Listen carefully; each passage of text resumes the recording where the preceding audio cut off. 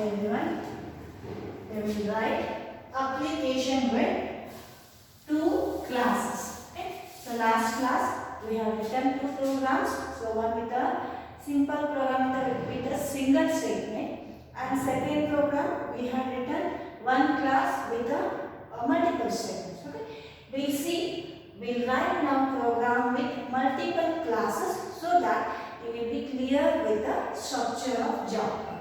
Okay, let us write a Java program with a two class. Okay, how to write?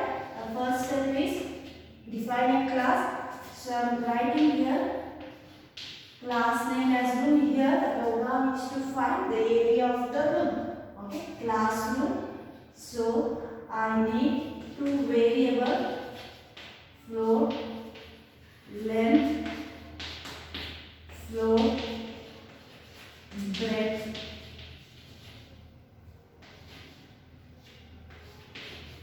Okay, so one method or function. Method name is get data. So I'll explain it to you later. So assign here the instance variable.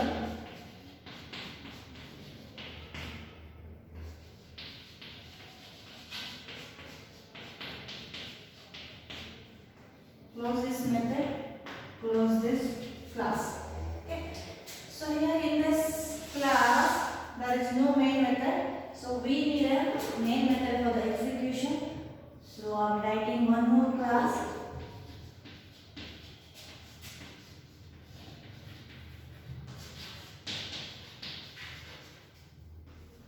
Here I need a local variable area.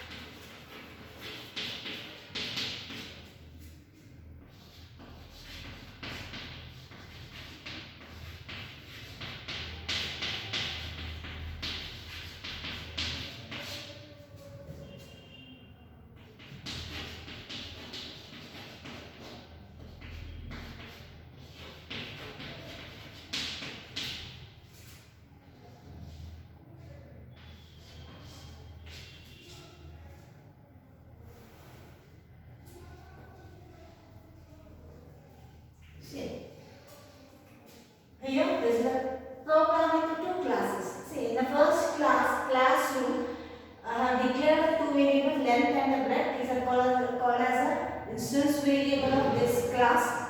Okay, you need to initialize these two variables. So for that reason, I have taken a get data method. Okay, it accepts two arguments a and b of type flow. So assigning the value of a to the length, assigning the value of b to the breadth. Okay, in detail you are going to study how to write function, how to write a class in the coming classes. Okay, so you just understand the method which is used to initialize the instance variable over this class completes here. Okay,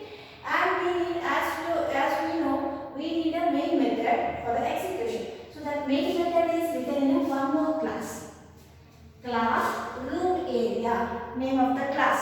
See here. Name of the class consists of two words here. The convention you need to follow. What is that convention? The first letter of the first word is capital and the second word, the first letter of second word is capital. It is a convention, not a rule. You need to just follow for your understanding purpose. Okay. So classroom area. In that I have written a main method. So I need a local variable area in order to store the result. Okay. And here what is this?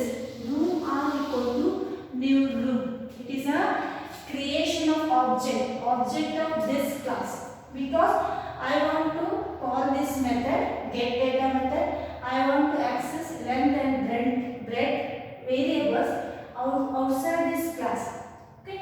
If I want to access, I need to create the object of this class, and with the help of object only I can access the variables which are present in this class and the methods which are present in this class. For that I am creating the object here. How to create the object? Again you are going to study in detail in the coming classes. Now understand how to create the name of the class followed by the variable, reference variable, okay, is equal to new is the operator. New is the operator which creates the object. Okay, new followed by class name followed by brackets. If you want to pass, if it consists of constructor, you can pass the argument. Now there is no constructor, so you need to write the empty brackets. Okay, R is the object of this class. So this R consists of, so what it consists of? It consists of the variables. What are the variables? Length and breadth, as well as the functions which are written in class get data. So within the R, we will be having the variables and the functions which are defined in a row. Okay. So yes. So using R and invoking the function get data. How to invoke? Follow the syntax. See, this is the reference variable of that class. R dot operator, R dot get data. It is a method. Get data method, and it is accepting two arguments of type float. So you need to pass. So I am passing here 2.2 and 3.5. So you can pass the integer. There it is accepting floating point. If you pass integer also it accepts, but it will take it as 10.0, 40.0. Okay. So now 10, 40 are. So when this function is called, what happens? R dot get data. Control will go to the get data method. Okay. So get data float of A. What is the value of A? The first value will be assigned to A equal to 10, and the second value is 40. B equal to 40. Now it assigns the instance variable length equal to A. What is the value of A? Length is 10. Instance variable will be assigned. Breadth equal to B. What is the value of B? 40 will be assigned. Okay. Now then the execution, the control will transfer back to the next line. Okay. Now it will calculate the area. Area is equal to R dot length. See, again I am using R dot because length and breadth are the variables of this class. If I want to access using only object, I can access. Okay. So for that reason, what is the object name here? R. R dot length. What is the value of length now? It is assigned here 10. R dot length is what? 10. R dot breadth is what? 40. 10 into 40 is what? 400. The result will be assigned 400. And at the end, you are printing the system dot out printf statement. So what you are printing here? What is the output? Output is area is equal to, we will display as it is because within a double quotation I have written is equal to plus concatenate. Okay, what is the value of area? That is 400. So this is your output. Okay, so you can have a multiple classes in your program. It depends on the complexity of the program. Okay, so programs can be divided into models, smaller models. Depending on the model, you can write the classes. And when the class consists of their instance variable and the methods related to the particular task. Yes, but it should have have a one class with a main method. Public static void main method. Okay? Because the execution always starts from the main method. That's right. So with this, we move to the programming Java program structure. Okay.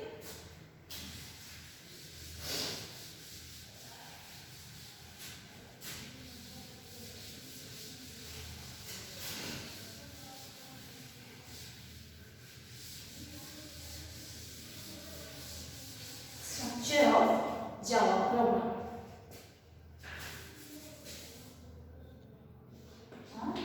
Java program structure. What are it consists of? Java program structure. Okay. The first statement will be documentation statement.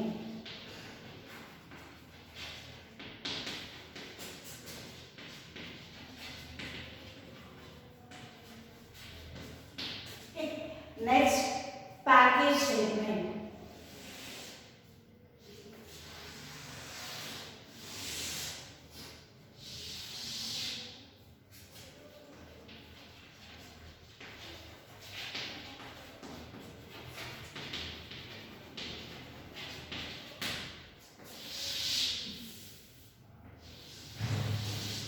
Next is import statements.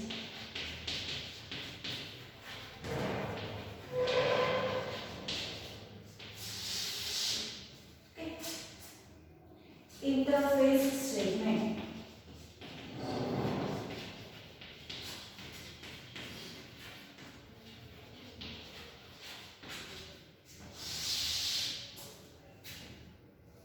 Class definition.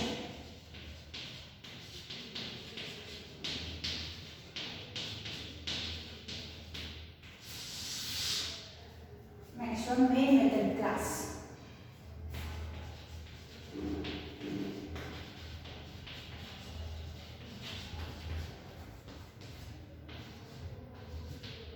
It consists of main method definition.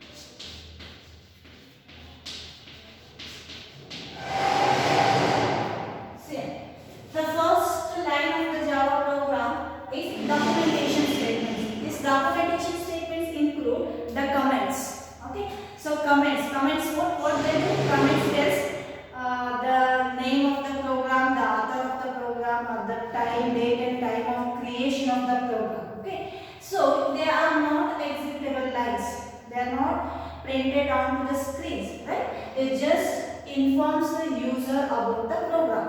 Okay, so it is suggested to write the documentation section. It is suggested to write the comments so that after some years, if you comments in the same program, we can identify what this program does.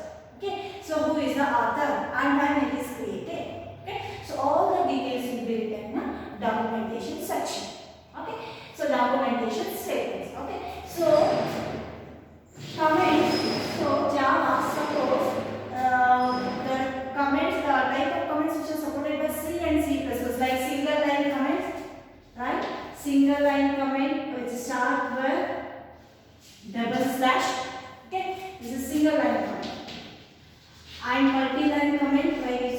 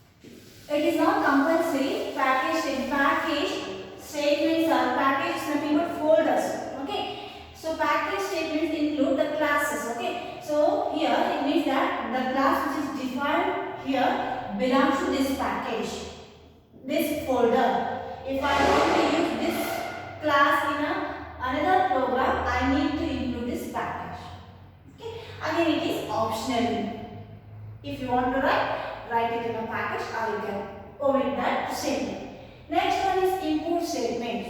Import statement, yesterday I told you, import statements are like header files. Hash include, we used to write hash include stdio.h, right? Same with here, we are importing the classes, right?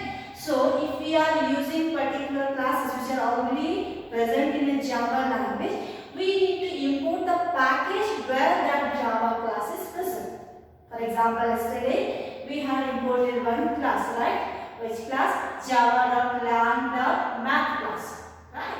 Math package, right? So if you are using there, we are using the square root method which is present in a math class. Yes.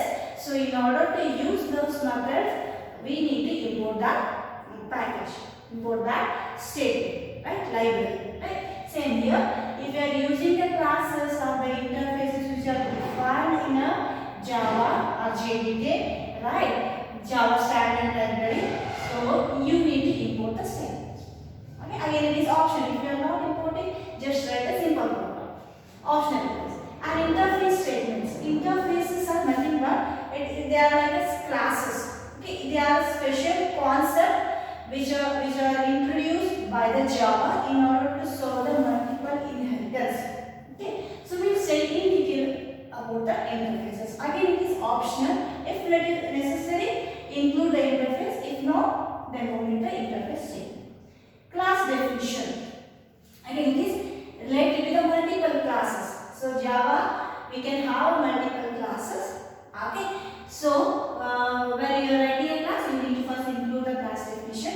If you are, again, it is optional. If you want to write a standalone program, simple Java program, again it is not necessary to write more than one classes. Right? In a single program, in a single class itself, you can write the code as well as you can display the statements. You can use a single class itself. Okay, again it is optional. If you want, again it is depending on the complexity of your program. If you want to write more classes, you can write it or you can omit the definition. Okay, this one is essential. Okay, so main method class. At least one Java program, at least it consists of one class with the main method. Main method definition. So you should include a class with the main method. Everything, all the code you can write within a single class.